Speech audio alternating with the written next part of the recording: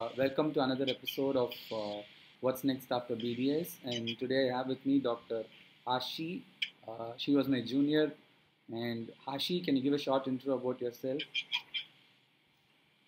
Hi, I'm Hashi, and like Vinay said, I was his junior. I think around when I joined, he was in his fourth year, Yeah, so a correct. long gap. I finished my BBS, after which I left to Melbourne and I pursued Master of Management, Okay. which was a 2 year course. And then I came back to India and I was working with Kaveri Hospitals, Chennai, as a HR. In the middle, I was also part timing in Melbourne and had interned in Singapore. Okay. Again, internship with HR field. And presently, I'm working with Math Street Den, which is in California-based AI startup Okay. in the customer advocacy team, and I handle strategic accounts. Okay. So this is what I'm doing currently. Okay. That's nice to know. And that looks quite strange to me coming from a dental background. Anyway, we'll go into all that. So, my first question would be as far as management is concerned, this is something similar to MBA. Yeah, I've done Master of Management, Okay. which is an equivalent to an MBA. Yes, MBA. 2 year course. So do Yes. you require a preliminary dental or medical degree to do this, or you can do it with any non-medical degree also, like say an engineering or a BCom or something like that? So when I applied to University of Melbourne, most of those who were doing the course that I'm doing were either engineers or BCom honors and all of that. So it was very difficult for me to even get in with my statement of purpose and explaining to the university why I want to change lines. Okay. So basically, you don't need a dental degree Okay. to do this. But if again people want to open a chain of clinics and are looking from a management point of view, then this course would help them because as dentists we really don't know how to handle a business. Correct. So in case, yeah, so your finances, how you're maintaining the patient records, Mm-hmm. dental materials, all of that, with this course, like with your dental degree and a management degree, you can manage your own clinic, Okay. Okay. basically.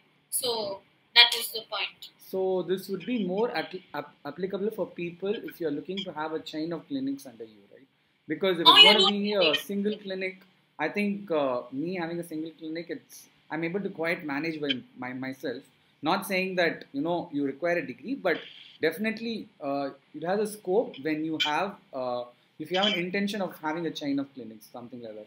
One more question is, as far as I know, one of the master's course after your medical degree, which many people have done, is MBA in hospital management, right? Yes, Is this on the yes. same lines? This is not on the same lines. For example, people who I know who've done hospital management after dentistry are actually in the HR field as of now, Okay. or maybe business development in big hospitals. Okay. So when I finished and I came back here, I'd applied in Apollo as well as Kaveri, Okay. and I got into Kaveri because they're like, okay, you're a dentist, so you know what dental requires and what even from a little aspect, you know what medical stuff also people need during Correct. in a Correct. hospital. So when I joined, it was peak COVID time as well. Okay. So the COVID ward and all of that, I was actually helping most of the time with the COVID ward and maintaining vaccination and all of that. Okay. So Okay. they said we are happy to have someone who knows dentistry, who knows what happens in the medical field, as well as somebody who's done management and knows how to do the accounts and keep records on the Excel sheet and all of that. So Okay. I feel you can either do hospital management, which narrows down your path to only hospitals, Correct. or you can just do like a wholesome management course where you can do hospitals as well as like apply in, like I'm working in an AI startup or MNCs or something like that. So it helps you manage any business, not just clinic Yes, oriented or medical oriented. exactly. Okay. So I know you had a tedious process of convincing them as to why you need to switch lines and why you need to do this degree.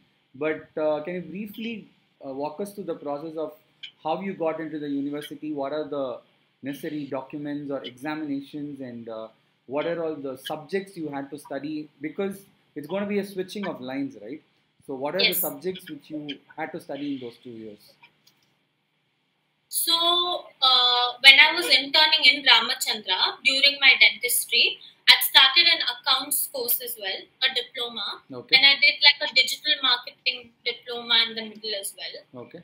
And I applied in a series. So, when you apply in universities abroad, you can't just apply in one and say you're going to get into it. Mm-hmm. You have to have your options open and apply in multiple universities, and then they have to choose you after seeing your aptitude.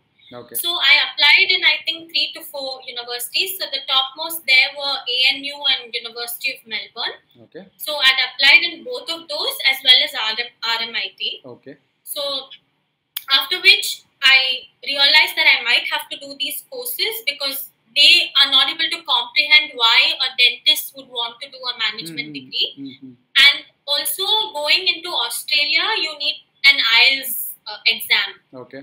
And your IELTS exam is, I think, valid for 2 years. Okay. And for University of Melbourne and ANU, you need a score of 7.5 to qualify into those universities. 7.5 And out of?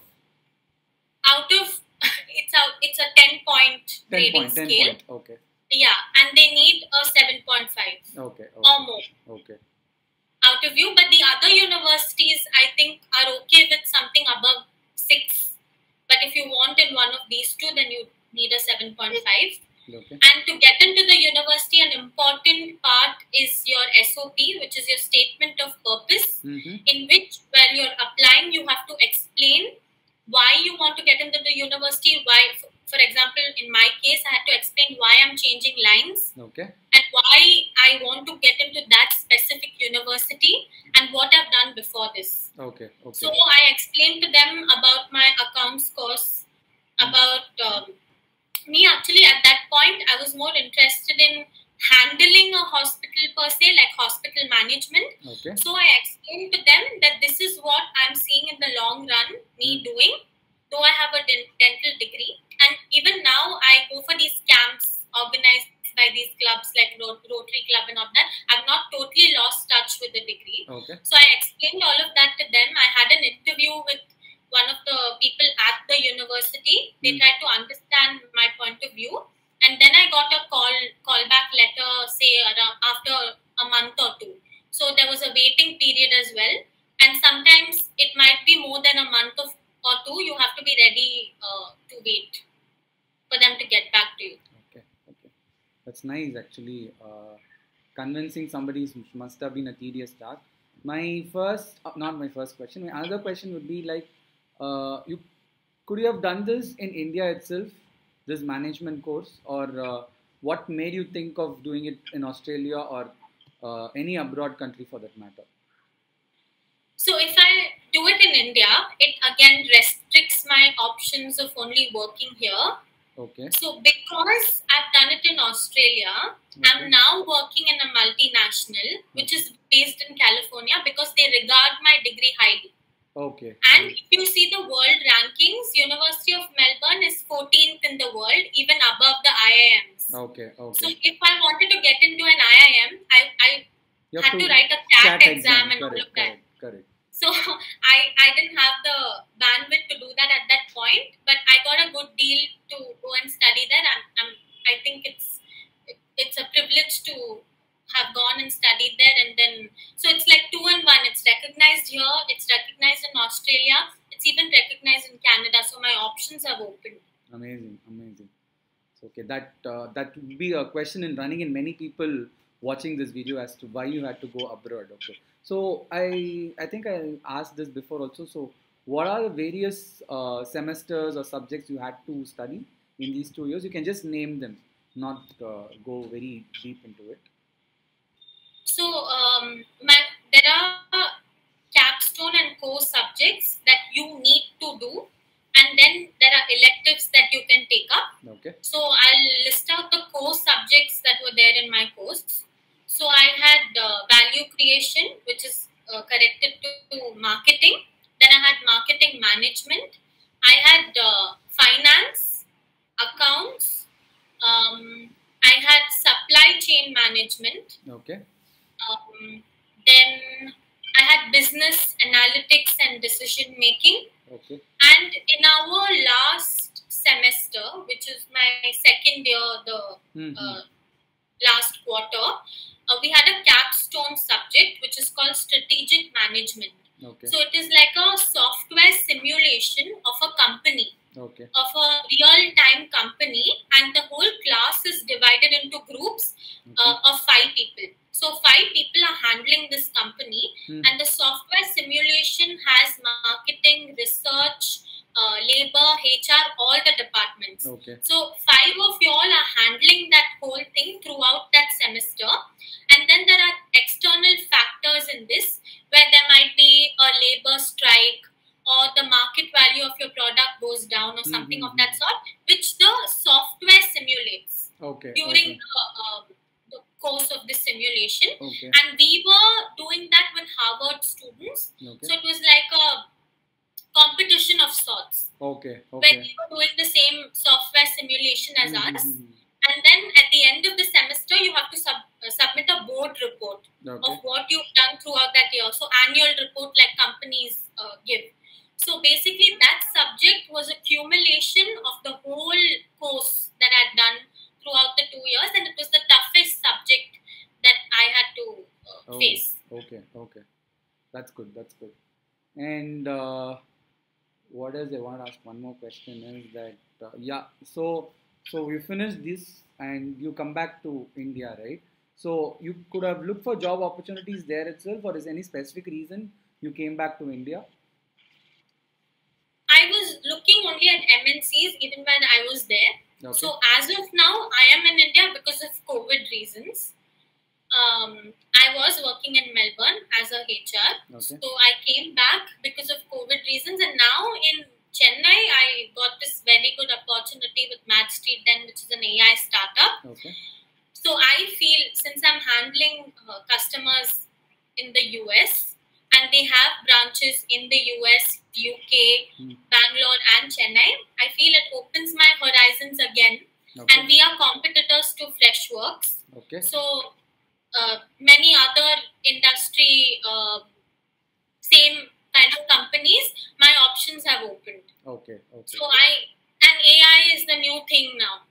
So I feel I'm learning again. I'm in another learning path with this new company. But at the same time, my strengths are people management. So I'm handling that, as well as strategic accounts, which is the metrics of the customer, which brings in my accountancy background. I can see the course has had a heavy influence on the terms you use. Most of them are going over my head, but kudos to you. You're doing a wonderful job here. So one question was, how much was the cost of the course for the 2 years? Just for people who are watching who could know. When I was there, I think $44,000. I was on, so it's always good to apply for a scholarship. I was on a 25% international merit scholarship in Melbourne. They gave me that scholarship even before I entered. Okay. Because of the marks in dentistry. Okay, so they saw the marks. Okay, so people, your marks in dentistry help you get some scholarship here. So yeah, I want to ask that question and you have answered it yourself. Okay.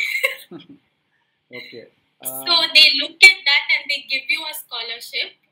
So they gave me that even before I entered the university, 25% international merit, but you have to maintain it. So the first semester they gave me 25%. I have to maintain a cumulative VAM of 7.5 and above. Okay. So 75% and above, which is quite difficult to maintain with all the finance subjects and all of that. So I maintained that throughout the semesters, and I retained that 25% scholarship. So it's always better to apply and see if we can get that scholarship and save money. Okay, that's nice. So apart from you, there must have been other people, not only just from India, but other countries studying with you who must have completed the course. So can you give me a few more examples of people from a medical background who had done this course and what they are doing currently? Because you are working for an AI, which we'll come back to it. I mean, which we'll come to shortly. But just just the scope of this course. What else can you do once you're done with this? So someone or your batchmates or seniors or juniors. There is a senior. I don't know if you know Reshma. I'm not sure. She was 1 year senior to me. Okay. Reshma Ramakrishnan. Okay.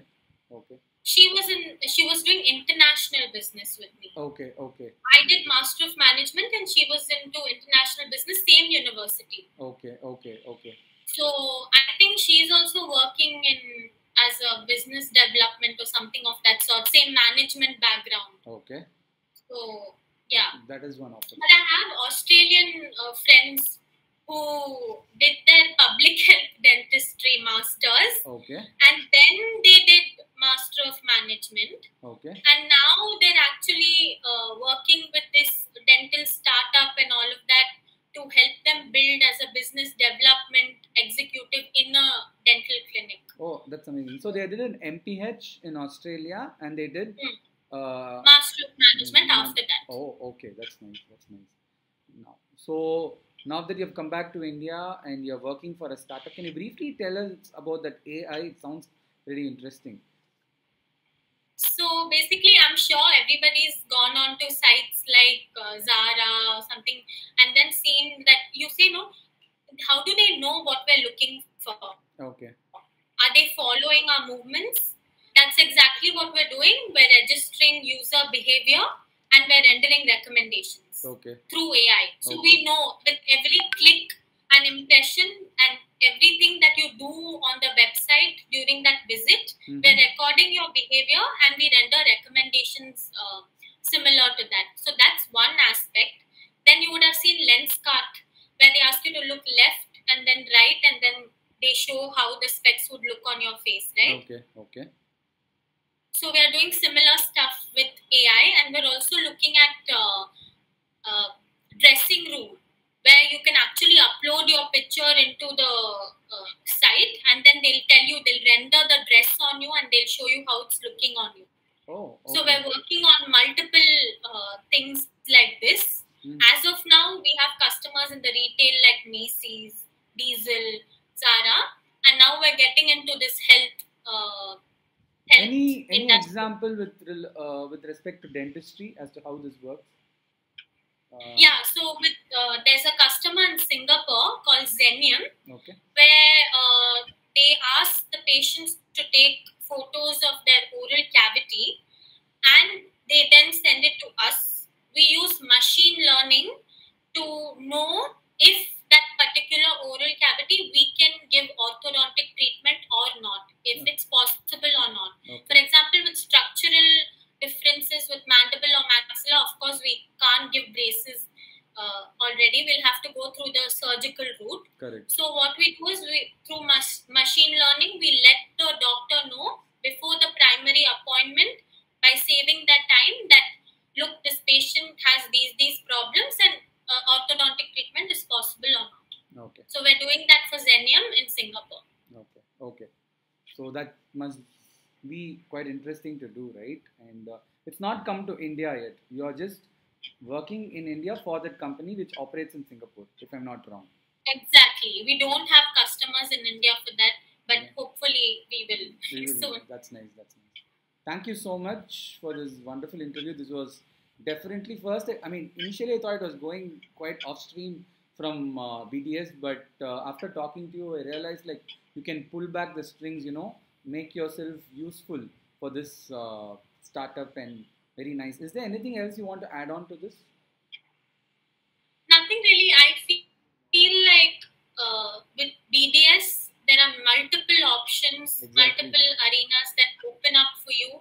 It does not restrict you to say, okay, after BDS, I got to do this MDS with these 8 departments that are there. That's very important as well.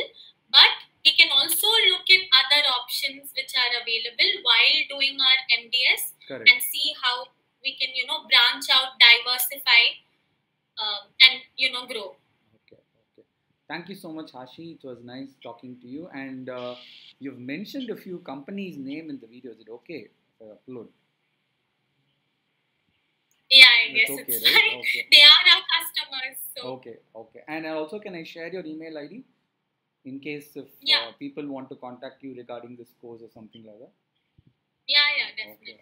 Thank you so much, and all the best. And Thank you. please do bring those wonderful initiatives to India soon. Definitely. Okay. Nice talking to you, Hashi. Thank you. Same here. Yeah. Thank you.